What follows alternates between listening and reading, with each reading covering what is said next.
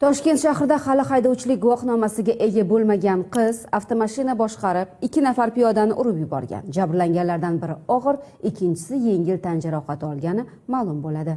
21 yoshli Sabrina Jabborova kuni kecha Turkiyadan davolanishdan qaytdi. O'zi bilan bog'liq baxtsiz hodisa haqida u shunday deydi.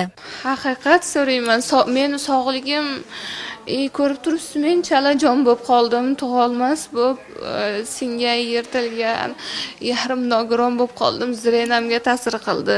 Albatta, Ozoda Nursaidova pul to'labdi, operatsiyamizga yordam berdi. Sudlanuvchi klipdagi roli uchun avtomobilni boshqargan vaqti 16 yoshda, ya'ni voyaga yetmagan bo'lgan. Ahad Qayum Ozoda Nursaidovaning Dilbarim nomli filmiga ba'zi aktyorlarni, shu jumladan Sabrinani avtomobil bilan urib ketgan voyaga yetmagan qizni ham jalb etgan. Avtomobilga ham, mashinaga o'tirishda siz aytgan ekansiz, to'g'rimi?